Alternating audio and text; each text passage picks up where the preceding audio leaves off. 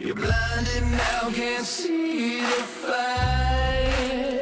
Smoke and mirrors, they lead the way. Fooling hearts night after day. Welcome to the show, it's all pretend. The smiles, the lies, the perfect end.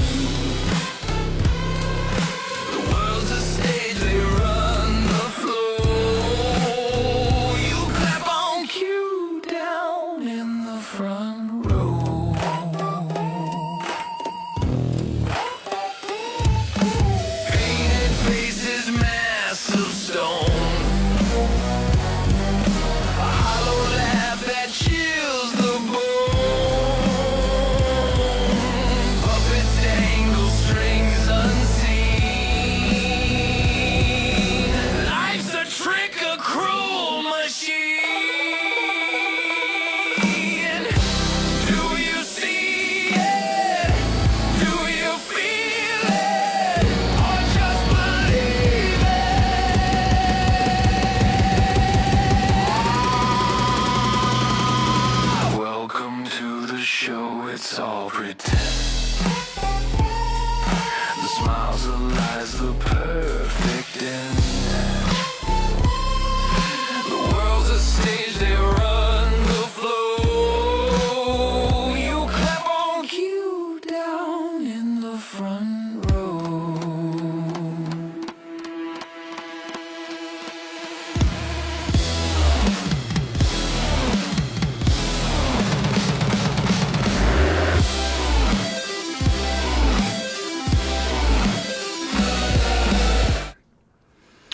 Welcome back, guys and gals.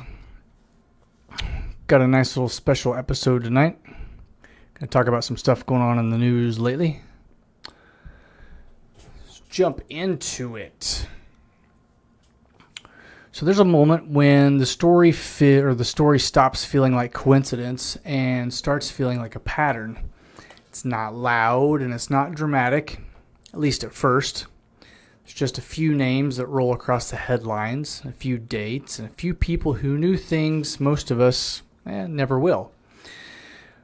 One was a major general who once ran the Air Force's most advanced research program. Another was the metallurgist who invented a super alloy that lets rocket engines survive hell itself. And a third spent his life reading the faint light of galaxies torn apart billions of years ago, reconstructing invisible cosmic history from signals almost no one else can see. And for the most part, they didn't work in the same building. They didn't live in the same state, but in less than a year, two vanished without a trace while out for a hike. One was shot dead on his own front porch. And others in related fields have since followed. And there was no grand explosion. There was no obvious villain that was caught on camera. What we have is just empty trails, silent homes, and questions. Lots of questions that refuse to stay quiet.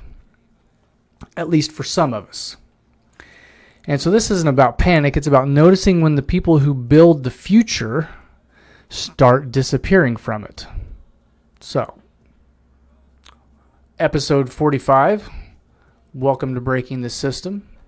This is the Vanishing Minds, what happened to America's secret scientists. And I'm your host, and today we're going to step into a story that feels ripped from the classified files.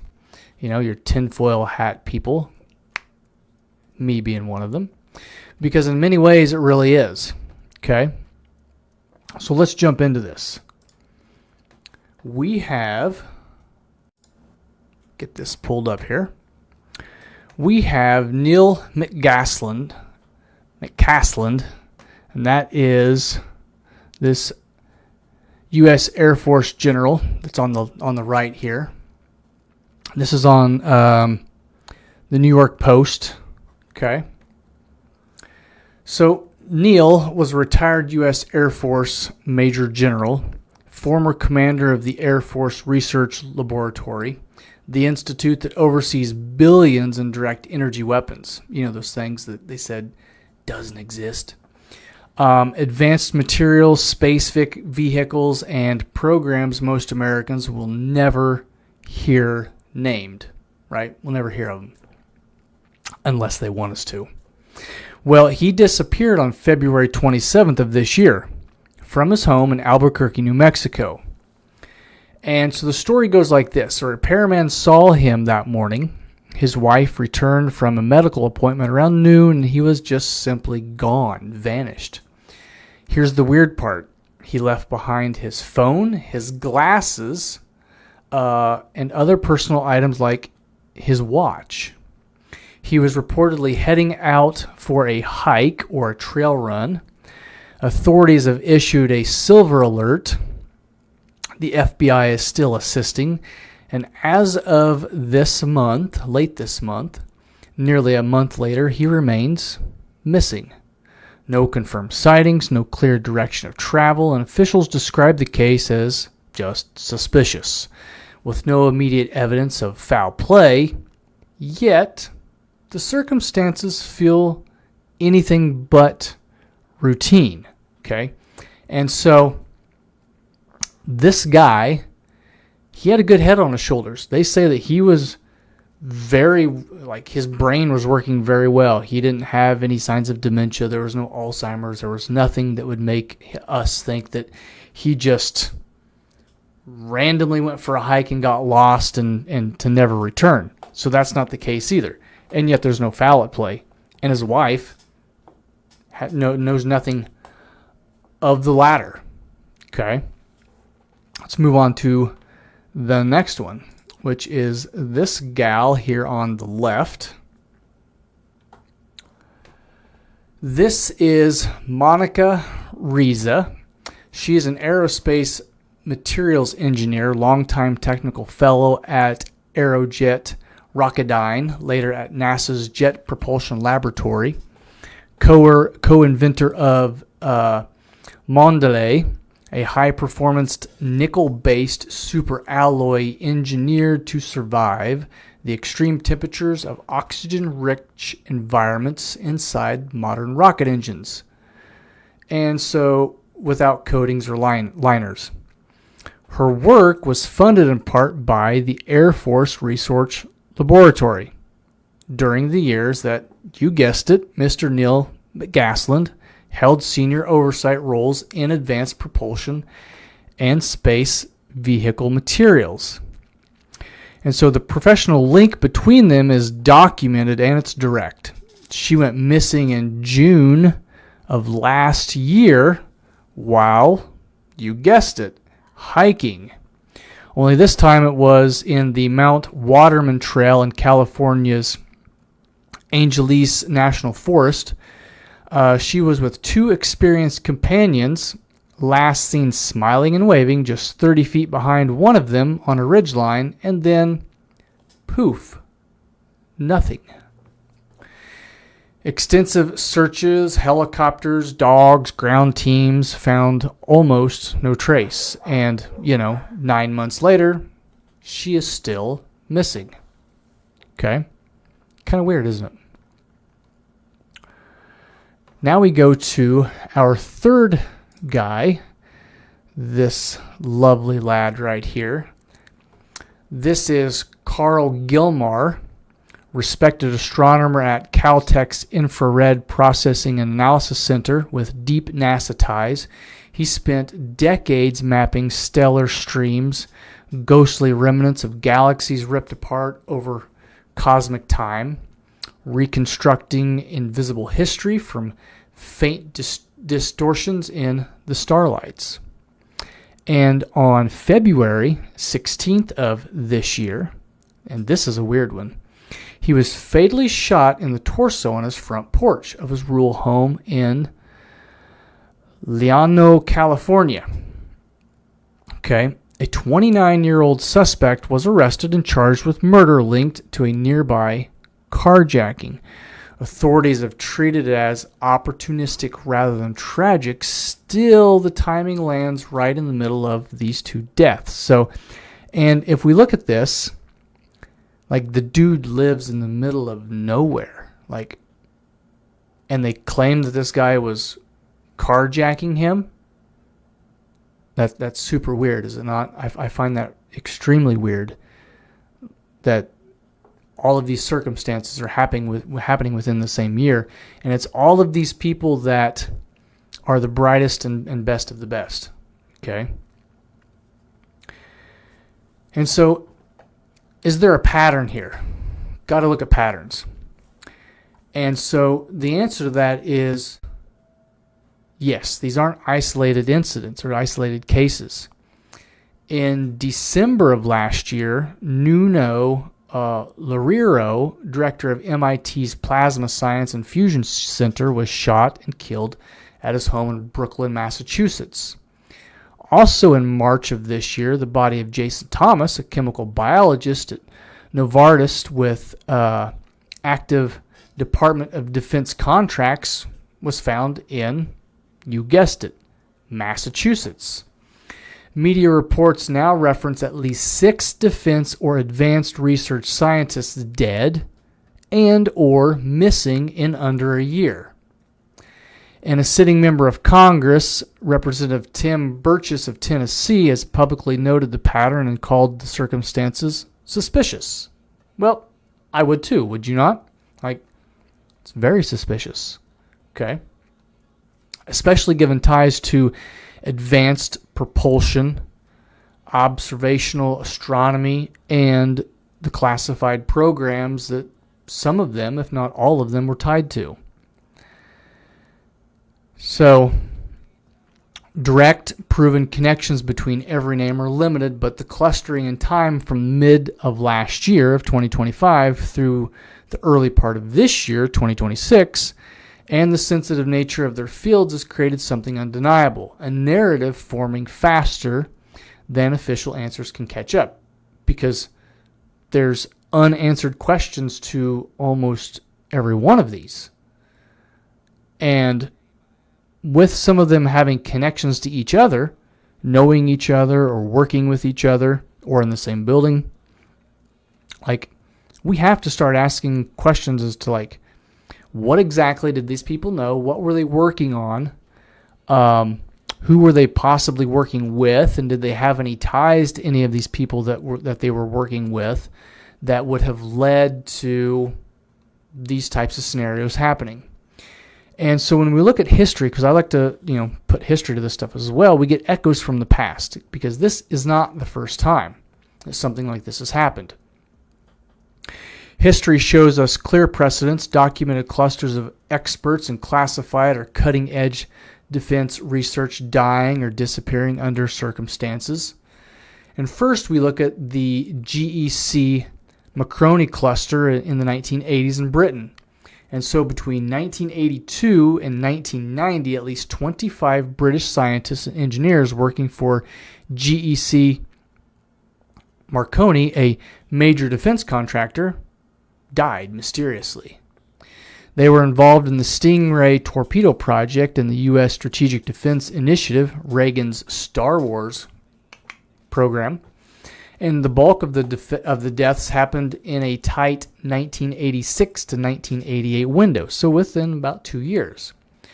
And so we had scientists jumping from bridges, car crashes, into abandoned buildings with petro cans inside the trunk, and carbon monoxide poisonings in garages, and apparent suicides that really defied logic, right? And so looking at each one of these individually, we have questions. But when we look at all of these as a whole and who they were connected to once again, and the time window, like, we should have a lot of questions, and there's still a lot of unanswered questions with that. And so the British newspapers of the time ran headlines like "Mysterious Deaths of British Scientists," and opposition politicians demanded Parliament investigations. Official rulings were mostly suicide or accident. Pretty convenient, right? But the pattern, highly trained minds working on the same classified tech race, sparked decades of conspiracy inquiries that still echo today, right? There's a lot of similarities into that. There's another one from 2001 to 2002, the microbiologist cluster. In the 5 months after 9/11, at least 11 of the world's leading microbiologists died under suspicious circumstances. Many were experts in infectious diseases, bioweapons defense, and bioterrorism preparedness. Dr. Don Wiley, a Harvard virologist, vanished from a bridge in Memphis. His body was later found downstream. Others were shot, dead in unexplained car accidents. Oh, that sounds all too familiar. Or suffered sudden unexplained illnesses. Right? Those are pretty nasty. And so these were not random civilians. They were the exact people governments would turn to in a biological threat scenario. And the timing right after the anthrax attacks unfolded fueled intense speculation about silencing or removing key knowledge holders. And mainstream outlets covered the body count, right? Of course they did. Like, when was the last time that the news actually told us an unbiased, truthful thing? Anymore, it seems like the news is extremely biased on one side or the other. And instead of just telling us the news, they tell us how they feel, and that's not what the news is, okay? And so this was happening also during this time period from 2001 to 2002. And so when those people vanish, whether by accident, foul play, or something we can't yet name, we don't just lose individuals, we lose context. We lose the ability to see the whole system. And in an era of accelerating technology, AI, advanced propulsion, space infrastructure, observational tools that edge closer to detecting biosignatures, that loss feels heavier than ever. And we should really be asking, like, is this somebody that we're enemies with? Is this somebody that doesn't want us to maybe get a foothold on what the rest of the world doesn't know about? Is this our government, or is this just some random, strange quinky-dink of the world, right? And we're just grasping at straws. Could be any of those, but once again, we need to be asking the questions. We need to be digging into this stuff, critically thinking about these things. And so with any of these and all of these, this won't look like a collapse. It'll look like empty trails in the mountains, porches with no answers, a pattern that feels specific but hasn't fully solidified under scrutiny, right? And so history doesn't tell us to stop asking questions. It tells us what gets lost when the keepers of secrets disappear. And let's be honest, if our government had anything to do with it or knows anything about it, we're never going to know the answer. We will never know the answer, just like we were supposed to get all of the JFK files, which we haven't got, we never will. We haven't got all of the Epstein files, we never will, right? Let's just be honest with ourselves. That's just the way that the governments in the world work, okay? And so people like you and I, we're just left grasping at these proverbial straws, trying to find answers to these unanswerable questions. But we should still ask the questions nevertheless. And so every society depends on its sharpest minds to push the frontier. That's always been the case. It's always been the case. If we want to get to the next frontier, whatever that is, whether if it's underground bunkers or bunkers in the oceans or the vastness of space, colonizing the moon or Mars or whatever, we have to have these people like these that have been vanishing and dying, because they know how to get us there. They're the ones that are asking the questions, the critically thinking that you and I, we just don't do. Okay? And so we celebrate the breakthroughs, but we rarely notice when the people behind them quietly step off the mat. So here's the critical question for you, the listener. When the ones who see further start vanishing, what are you willing to do about it? What are we willing to do about it? And so when I look at these things, not that these people are any more important than you or I, but in the grand scheme of things, I think they are. I don't think their life is worth more than ours, but I think they do hold more value in getting society to the next stepping stone, to the next rung of the ladder, so to speak. And so we need these people. And when these people disappear for whatever reasons, and we don't know what those reasons are, we should definitely be looking into this. One, because now that ladder, that step will never be reached. Two, if our enemies have gotten a hold of these people in any way, shape, or form, and now if they're being forced to work for them, and I'm not saying that they are, right? I'm just asking questions, like we have to be thinking outside the box here. What would that mean for us if we were no longer the most technologically advanced nation on the planet? How would people react? How would the world react? How would our economy react? And I don't think that we would like that answer. I don't think we would like that answer at all. And so, would you demand answers? I don't think we would, because we're not asking these questions. Like, this is not breaking news on the news every night. I mean, what was the name of the lady's mom that had been missing for months and months and months? And it was literally on every station, every channel, every night for weeks on end. But yet I've hardly heard of any of these people that we're talking about now. And so how is she more important? And I would say that she's not. But it's all politicized, right? So will we demand answers? Probably not. Should we? Yes, we should.